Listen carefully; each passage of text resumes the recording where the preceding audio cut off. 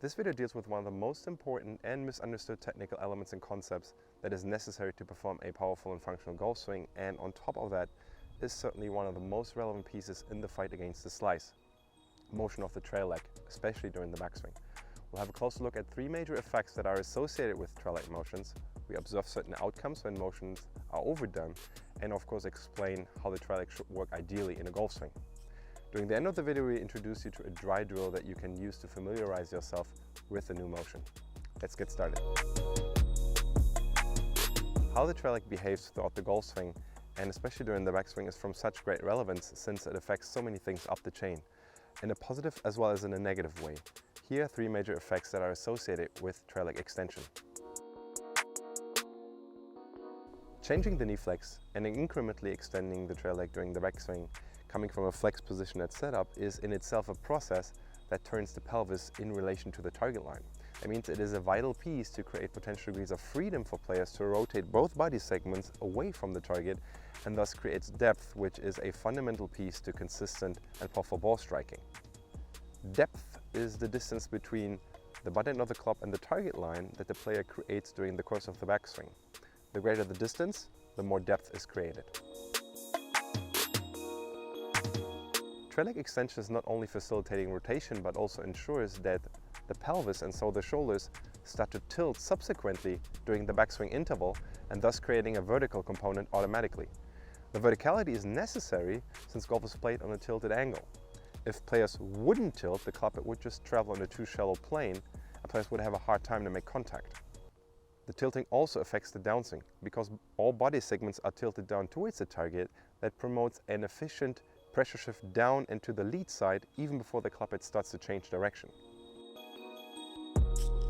Trail leg extension is also facilitating a general extension of the trail side, pelvis and spine as well. Extension in general is a power accumulator, helps players to travel the hand path further, and helps with creating a centered pivot because it lines up upper and lower body segment from the face-on perspective.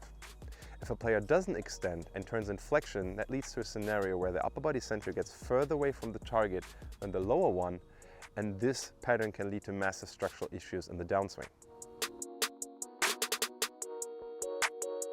I guess you might already realize that our preference definitely includes an incremental extension of the trail leg during the course of the backswing. Here are some checkpoints that you can use from down the line. With the beginning of the backswing, the knees start to change flex. When the shaft gets to parallel, what you would like to see from down the line is around half a knee of the lead knee. At this point in time, there is no visible gap in between the knees. As the knees continue to change flex, the maximum amount of extension of the trail knee is reached at around lead arm parallel.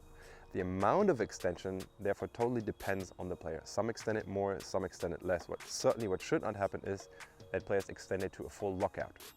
Between lead arm parallel and the top of the backswing, even before the club head starts to change direction, the trail knee starts to reflex again.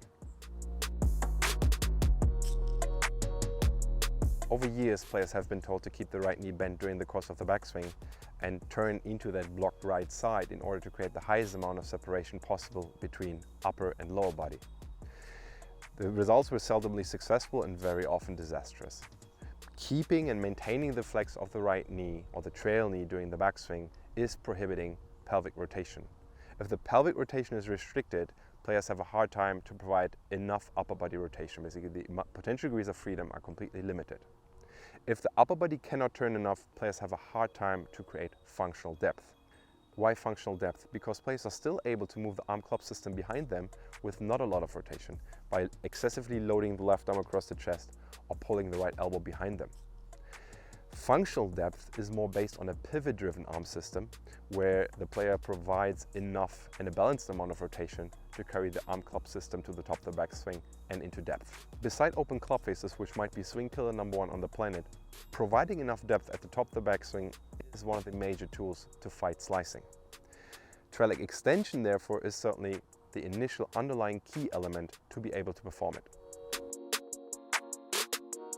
Let's now dive more into the two extremes of the spectrum, means a player that keeps the right leg completely bent during the backswing or even increasing its bend, and a player that overextends the trail knee too much too soon. Let's start with a pattern in which the player keeps the right leg completely bent or even increases its flex during the course of the backswing. As mentioned before, restriction is prohibiting pelvic rotation. Pelvic rotation is prohibiting torso rotation, and torso rotation is the vital mechanism to carry the arms and club behind you in a functional way. Usually players with an excessively flexed knee during the backswing perform, for example, steeper arm planes and thus find themselves swinging the club from out to in with steeper angle of attacks. Overextending the trail leg can lead to a pattern where the player turns too much too soon and is creating a scenario where the hands get overall too deep behind them. From here, players usually don't have enough time to open up again in relation to the target line, resulting in an excessively in-to-out swing direction and massive low point control issues.